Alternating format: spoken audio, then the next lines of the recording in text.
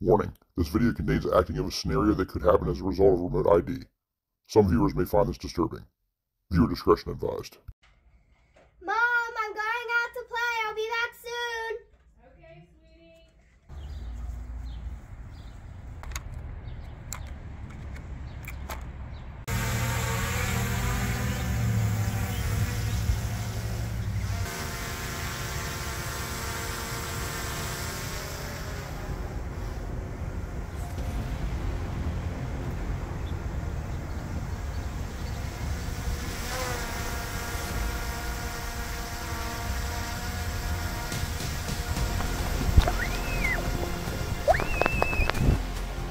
The video you just saw is a reenactment of something that could possibly happen with the use of remote ID. The U.S. Congress has put into effect that the FAA is in charge of rolling out and implementing remote ID come September 16th, 2023. We have tried protesting this. We have tried sending in thousands of comments explaining why the remote ID is not practical for FPV use. This is something that I'm very passionate about, and I feel that you should be too. So we're going to go over in this video a lot of things. And there's going to be chapter markers down in the video description, so if you need help, navigating this video to help you find the information that you need, it's going to be down in the video description. So let's talk about first, what is remote ID? Okay. Remote ID is basically a broadcast module that you will be required to purchase and affix to your drone if it's not built in already. Some drones that you can buy, mostly camera drones, DJI, Autel, Skydio, those types of drones that you typically think of and see, are going to have the remote ID already built into them. So the technology is already there that will be able to track where the drone is, be able to track where the pilot is as well. And not only that, it gets worse. This information is going to be available to anyone who owns a smartphone.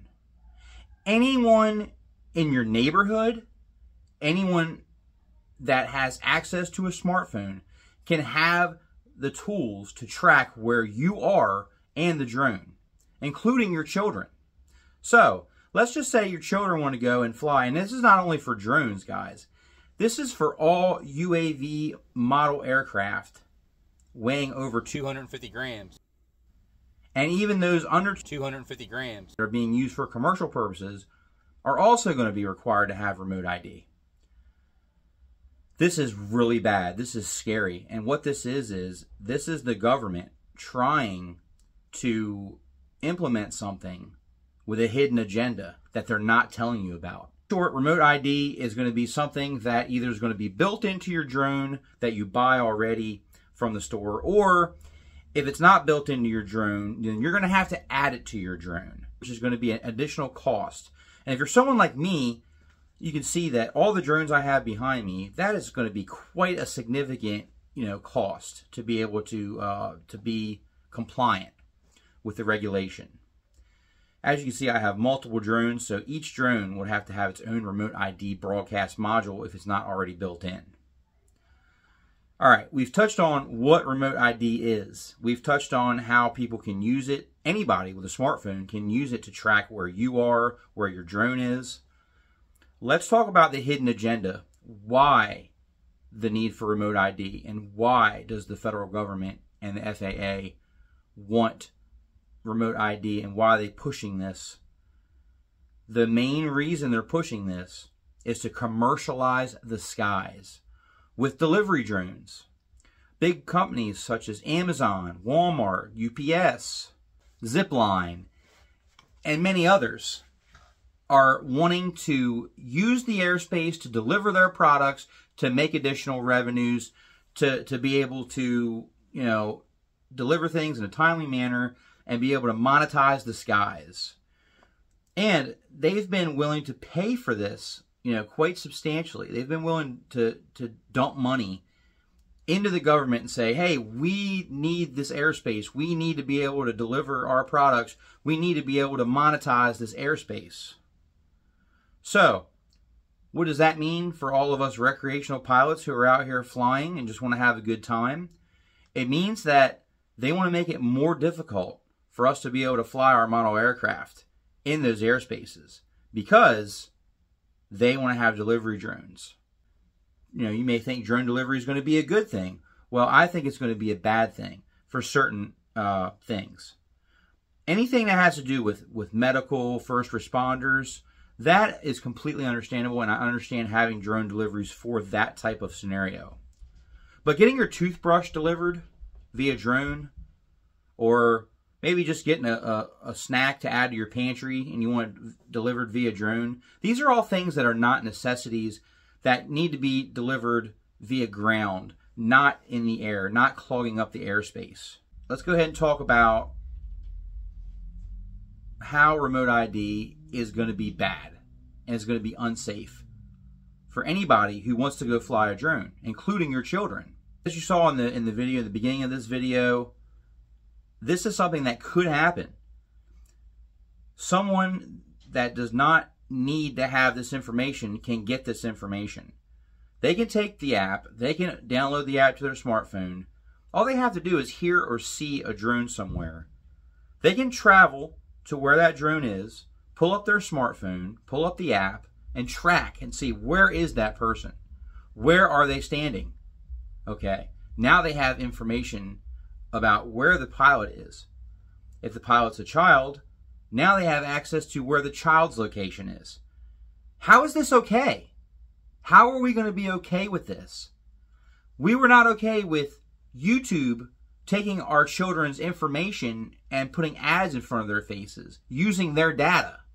How are we going to be okay with giving out any youth's location while they're flying their model aircraft? This includes planes, RC helicopters, drones, FPV drones, any kind of aviation, model aviation RC aircraft is required to have this technology come September 16th, 2023. We have got to educate the public on why this is a terrible idea the way it's written. They could have did so many other things to make this a more reasonable and practical law. But what they've done is basically try to force us into adopting these new rules and regulations that are completely out of proportionate and they're completely out of touch with what we are actually doing. I want to show you a couple video clips. And I want you to tell me after you watch these video clips what they have in common. Jump on board with big speed. Lots of bright lights in his view. Where's he going to go? Up, down, inside, outside. Catches the dirt. My bad. Announcer jinx. I apologize. Back on board with yak prop.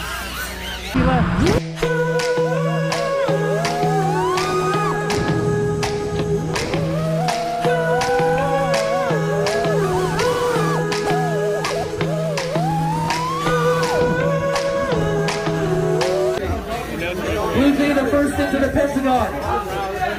It's yours not far behind. Dial right there. Blue Jay's the first out of the hurdles. Dial's the second out of the hurdles. And Gillis is right behind them. Watch the video clips. What do those video clips have in common besides they were all drones? They were all low altitude flying. They were all flying under 25 feet high. Okay? Do you think there's going to be any planes in this airspace? Is there going to be any manned aircraft in this airspace? No, there's not. Because if they were, then it would be a huge problem. It would be someone who's in an emergency situation. So why would we need to have all of this extra technology, all of this extra burden to fly drones at this altitude? Doesn't make sense, right? Well, it gets even worse. I'm going to show you what we call in the FPV hobby a tiny whoop.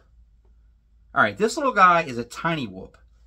This is one of the fun little toy quadcopters that a lot of us like to fly, indoors, outdoors. They're a lot of fun and they're harmless.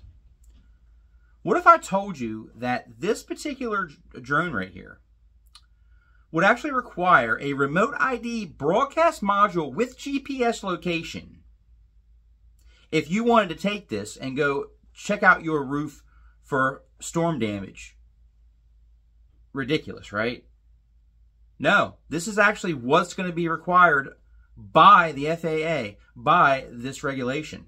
And if you're not attaching a remote ID broadcast module to your Tiny Whoop while you're out here inspecting your roof after a storm damage, you're not complying. So out of touch. The problem is the U.S. government, the FAA, does not know what we do. They do not understand what FPV is and what it has done. Let's go ahead and talk about all of the positive things that FPV drones and drones in general have done for people.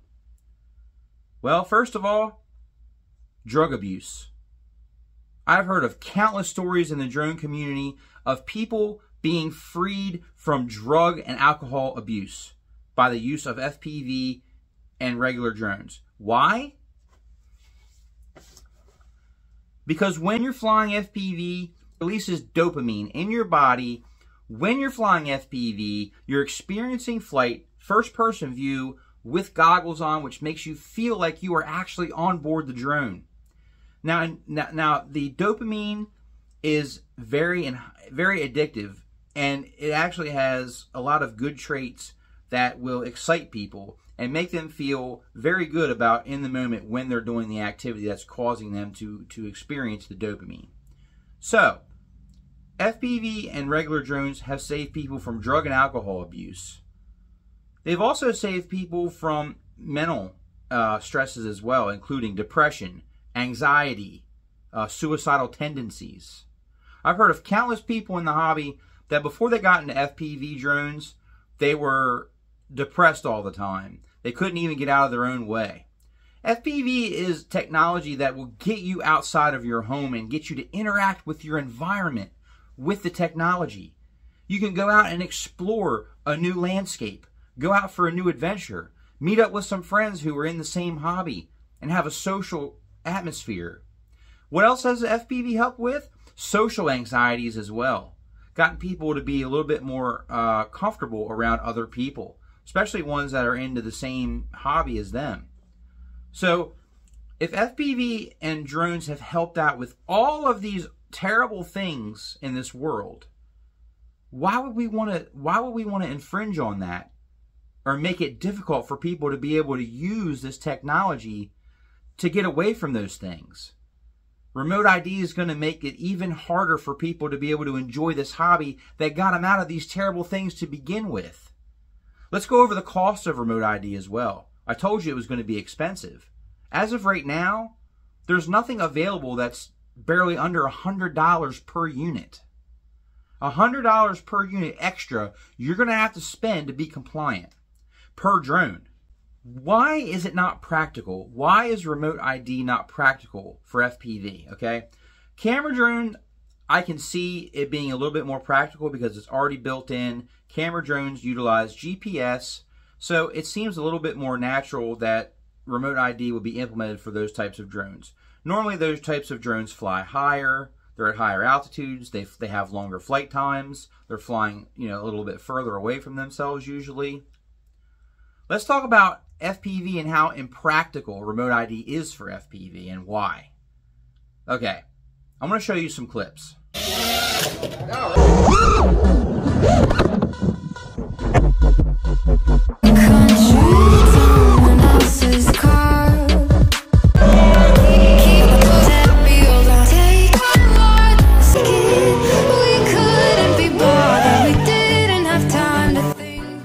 You see those clips right there?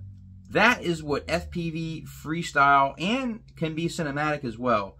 This is what FPV flight usually entails. Lots of crashing and learning, right? Crashing in the trees, crashing into the ground, crashing onto blacktop, okay? In a controlled environment. If you're constantly crashing your drone, do you think the remote ID broadcaster is going to hold up? Probably not. It's probably going to end up either breaking or malfunctioning, which means you better have some extra ones on board that you can go ahead and, hook up to your drone, or you better not be crashing with it on there.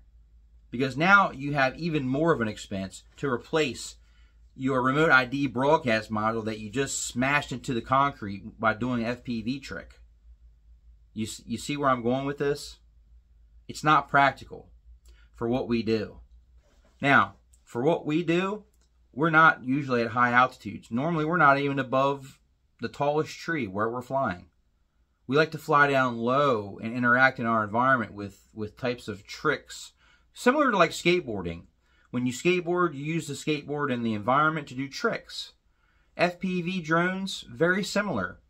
We put the goggles on and we like to maneuver the aircraft around like a jet fighter and do different tricks around different obstacles. And this is what gives us the enjoyment and the excitement of interacting with our environment. We're not looking to fly, usually, at really high altitudes or for very, very far away. FPV drones in general typically do not have, flight times over, 10 minutes. Unless it has GPS enabled, something that's, that you bought from the store. Normally the ones that we build or we buy that are assembled don't fly over 10 minutes. 10 minutes max. You're lucky to get that. We crash into things. That's why remote ID is not practical, okay? Let me tell you what the community thinks that's going to happen once the remote ID rolls out.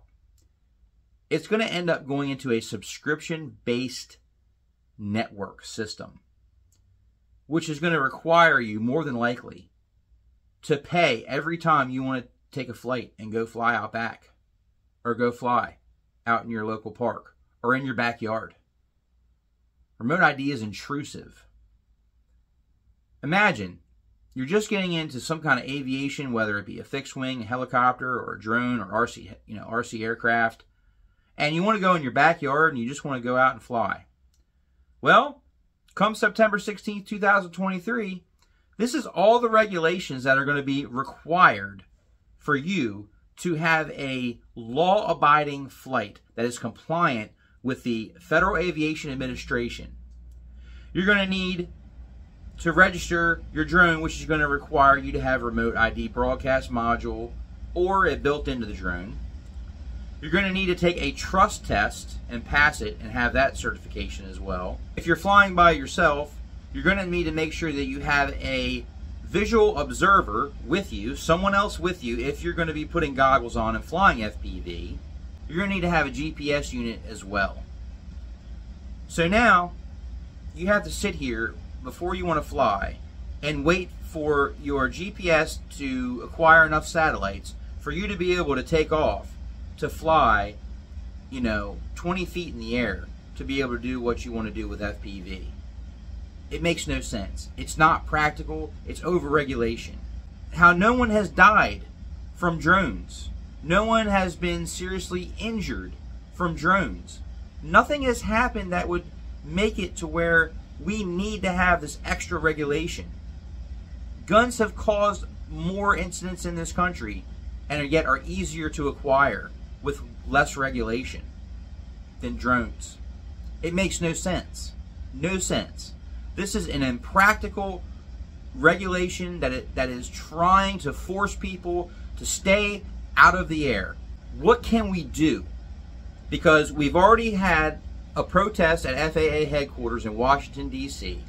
We've already submitted our comments to the FAA, and we've also submitted emails to our local representatives in our state, and nothing has changed. It's like we've been talking to a brick wall. Nobody cares. Nobody has changed anything. Nobody has acknowledged us. So the time has come, guys. The time has come now to act again. And what can we do? Well, you're going to have a lot of people that are just straight outright going to be non-compliant. They're not going to comply. That's the reality of this. They're not going to comply. So, what else can we do? We can make videos and get our voices out here to educate the public on what remote ID really is and what it's going to do to the hobby that saves so many people from terrible, terrible things, we can get the information out here to the public so they know that remote ID is a terrible thing. It's a terrible thing that's going to allow all kinds of people to track your children if they want to go out and fly model aircraft. All types of people will have access to that information where they're flying with the use of remote ID, including predators, criminals, bad people who want to do bad things to people, people who don't like drones. They will be able to locate you, figure out where you're flying, and give you one heck of a time just because they can. One thing that the government is not disclosing to the public that we need to tell the public is drones that are used for recreational purposes that are under weight limit are exempt from having to use remote ID. For some reason, the FAA is not disclosing that information when they're putting out their videos about remote ID.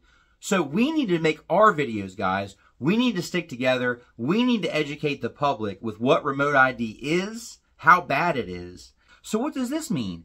That means if somebody is using the remote ID tracker, they go and see you flying your drone over in your park, and they don't see you on there. They're automatically going to be thinking that you're up to no good, because that's what the FAA is telling the public. That if people aren't on the remote ID app, that they're not complying, and they could be up to nefarious acts. When in reality, they could be completely compliant flying under 249 grams. So what's this going to create? This is going to create more problems for the pilots. You're going to have people who are going to come up to them while they're flying completely compliant and say, hey, I checked my app and you're not on here for the remote ID. You're not following regulations. What are you up to, buddy? What are you doing? And you're going to try to explain to them, I don't have to have remote ID. Let's just say, for instance, that we do have some people that want to use drones, and they want to use drones for no good. They want to use drones for bad purposes, okay? Because that's going to happen. Guess what? They're not going to put remote ID modules on their drones. They're not going to comply. They're not going to follow the laws or the rules or the regulations because they're trying to do bad things. Same thing with firearms. People usually who want to do bad things with firearms, they don't usually buy them legally. They don't usually register them. They don't usually tie their name to them in any way, shape, or form. They buy them on the streets and they go and do what they want to do. The drones will be no different. People that are going to want to use drones to do nefarious acts, you're not going to be able to pull up your remote ID app and find them doing nefarious acts because they're not going to comply. They're not going to put the remote ID on their drone. So the only types of people that you're actually going to be able to find on the remote ID apps is people who are actually complying, following the rules. We need to educate the public on how terrible this remote ID is going to be. We have to educate them on the real reasons why remote ID exists and why it's going to be implemented. Because big top corporations want to purchase the airspace to do drone deliveries. What's going to be more dangerous? 4 or 5 FPV pilots flying in an empty parking lot? Or an Amazon delivery drone carrying multiple payloads, flying long distances that has the potential to collide into birds, other aircraft? Think about it. What's going to be more dangerous? Exactly. You said it right. The commercial drones are going to be more dangerous. So what do we need to do? Let's make a video. Make your video. Leave your comments. We need to share as much as we can about how good this hobby is and how bad remote ID is going to be and how bad that the drone delivery is going to end up being. Please educate people as much as you can. Make your videos if possible. Put it out there how you feel about remote ID, and definitely drop it down in the comments. What do you feel about remote ID? Do you feel it's safe? Do you feel it's something that you want all kinds of strangers having access to the location of your children while they're flying any kind of model aviation aircraft? Put it down in the comments below what you guys think about this whole ridiculous remote ID requirement come September 16th, 2023.